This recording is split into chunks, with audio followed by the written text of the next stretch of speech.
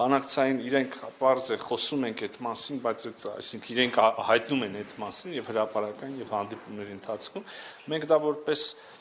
քննարկելի օրակարգ չենք համարում եւ այդ պայմանները չենք ընդունում եւ հուսով եմ, որ առաջիկայում process-ները այնպես կգնան, որ մենք խաղաղության ինստիտուցիոնալացման այդ քայլը եւս կանենք, ստորագրումը եւ նաեւ հետագայում վավերացում, բայց նաեւ ուզում եմ չհանգեցնենք միայն դրան, էլի, այսինքն բազմաթիվ կոմպոնենտներ կան, հարցեր կան, ուղղություններ կան աշխատանքի, սկսած սահմանազատումից, ավերջացած հումանիտար հարցերով, գերիներով, որտեղ դիվանագիտական հարթակներում, չգիտեմ, միմյանց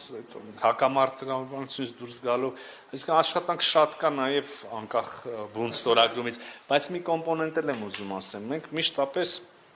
շեշտ ենք դրել, կարևորել ենք խաղաղության պայմանագրի ստորագրումը, նաեւ այն ընկալումով, թե ակնհայտորեն դա կարևոր է, հա, եւ նաեւ այն ընկալումով, որ դրանով հաստատվելու է խաղաղություն։ Հիմա այն պայմաններում եւ այն հնչեղությամբ, որտեղ ունեցավ նախաստորագրումը եւ ուղեկցելով նաեւ հռչակագրով, որը երկրների առաջնորդները ստորագրեցին, եւ նաեւ ասին գրեթե բոլոր պետությունների, մոլորակի բոլոր պետությունների միջազգային կառույցների կողմից ողջունելը եւ նաեւ հենց երկրների ղեկավարների կողմից այդ պահին, այդ ստորագրումից հետո մեդիայի հետ շփման ընթացքում եւ հետո էլ մինչ օրս հնչող հայտարարությունները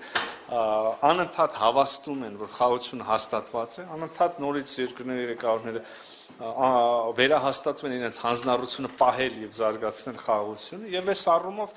այն կարևոր հանգրվանը, որ մենք ուզում ենք խաղաղություն հաստատում ստորագրությամբ, հա, տեղի է ունեցել մեջ նախ, իհարկե նախաստորագրությամբ, բայց նաև մնացած ամեն ինչով, որ արդեն նկարագրեցի, եւ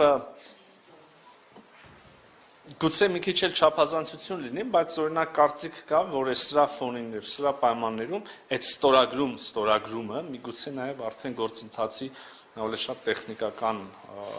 շարունակություն է եւ ինստիտուցիոնալացում է իհարկե։ Մոտավոր շատ եւ ձեր նշած այդ գաղափարիչները, այդ հարցերը, որոնք դեռևս լուծված չեն սահմանազատում, ապաշրջապատում, դա լինելու է ստորագրումից հետո, թե մինչեւ ստորագրումը։ Բոլորովին կապ չունեն իրար հետ։ Ուրեմն սահմանազատումը սկսվել է շատ ավելի շուտ, 12 կիլոմետր եւ ավելին եղել է, կա ընկալում ոնց է շարունակվելու, որտեղով հայ եւ այլն։ Ենթակառուցվածքների մասով հենց այսօր մենք աշխատում ենք ամերիկյան կողմի հետ թրիփ ուղու ուրեմն իրականացման շուրջ, մասնավորապես պայմանագիր պետք է լինի մեծ հաշվով հայ-ամերիկյան, հա, որտեղ ընկերություն պետք է հիմնվի, որը պետք է նաեւ այդ կառուցապատում իրականացնի եւ այլն, հա։ Էլի այս առումով եւս չենք սպասում, երբ որ պատրաստ կլինի բոլոր այդ իրավապայմանագրային կոմպոնենտները, մենք կսկսենք շինարարությունը, երբ որ կլինի շինարարությունը, մենք կբացենք բանը, սրանք process-ներ են, որոնք զուգահեռ են ընթանում եւ մեկը մյուսից հետո կամ առաջ լինելու խնդիր չունեն։ Պարոն Միրզյան, վերջնական ստորագրման համար հիմա հասկանամ հապաղումը ում կողմից է, Ադրբեջանն է որոշակի խնդիրներ ստեղծում, այսինքն ինչ հարցերն են առաջնային դրվում, որը կանխում է դեռևս վերջնական ստորագրումը։ Շնորհակալ եմ, մեծ հաշվով ոչ մի գաղտնիք չկա այստեղ եւ նոր բան ասել չենք կարող, հայտնի Ադրբեջանը ինքն է նաեւ ասում, իրանք շատ որոշակի պայման ունեն, որի պայմաններում տեսնում են հնարավոր այդ ստորագրումը, մենք չենք կիսում այս մոտեցումը։ Ասում ենք խաղաղությունը հաստատված, ասում ենք, որ փոխադարձ վստահության ամրապնդման գործընթաց կա, ասում ենք, որ 1000 հարցի շուրջ կարողանում ենք օրինակ ապաշրջափակման համաձայնվել, չէ՞։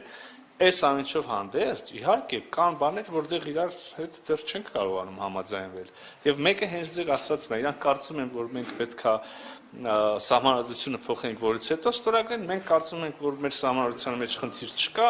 ավելին մենք կարծում ենք, որ եթե դա խնդիրը կարա որևէ կերպ մեկնաբանվի, ապա էլ ավելի շատ կարանք այդ նույն հավակնությունը ներկայացնենք իրանց սահմանադրությանը, բայց նաև հարցը լուծված է պայմանագրում, այսինքն նոր բաներ չեմ ասում, էլի։ Եվ միևնույնն է, այստեղ չունենք փոխըմբռնում, որևէ այլ պայման կամ նախապայման չկա։ Սահմանադրությունը այս պահին ֆիքսում են միայն այդ։ Իրենցից դա ենք լսել, այո։ Պարոն Միրզոյան, կա քննարկում